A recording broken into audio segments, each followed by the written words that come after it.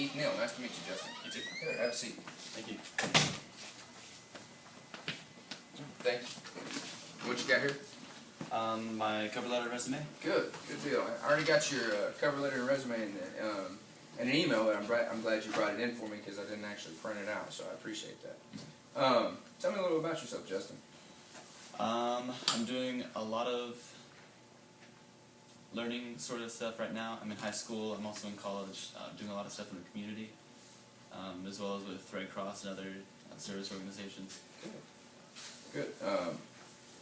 And you know, we bringing you in here.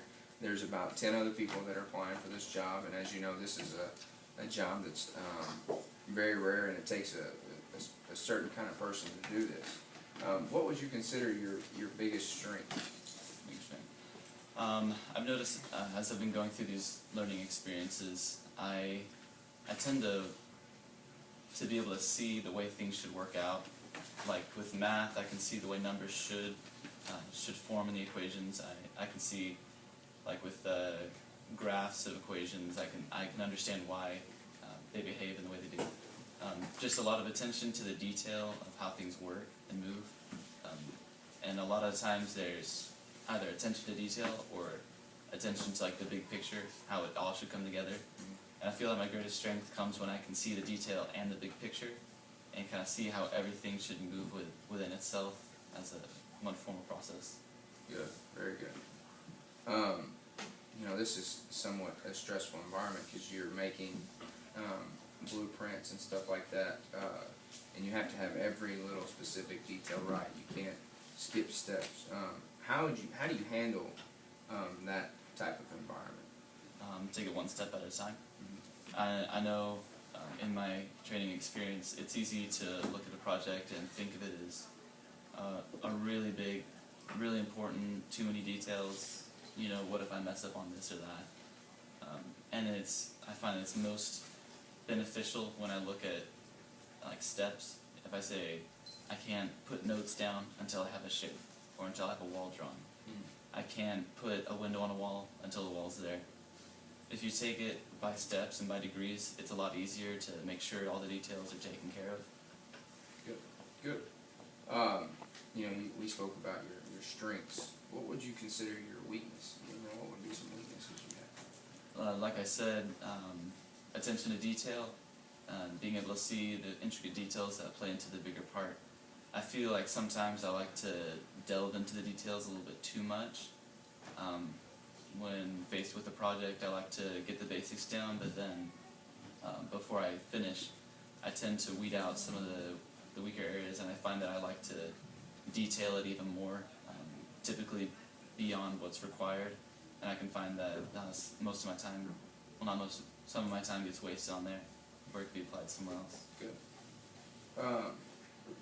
In this position, we feel like we're looking for a team player. How do you feel about being part of a team? I know that if there's no team, then the project can't get done.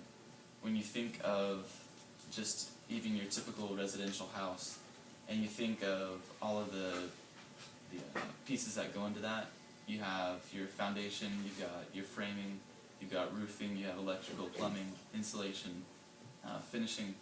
There's so many pieces that go into building a house that for one person to do it would take a very long time and have astronomical costs. I know that being part of a team means you have to communicate, and that is key. You have to be able to work with what other people have, their changes, and I feel like when I am part of a team, I can better influence the group to stay on track and get the project done in a timely manner. Good. And what do you think you can, what are you bringing to my team if you get hired today? I have high work ethics. I also, like I said, attention to detail. I also have very good communication skills, so that wouldn't be a problem. And I also tend to be a people person. If there's a problem that someone else is having, I like to work through it with them, and because of that, I grow and learn from that. They grow and they learn from that, and everyone's ultimately benefited. Yeah, good.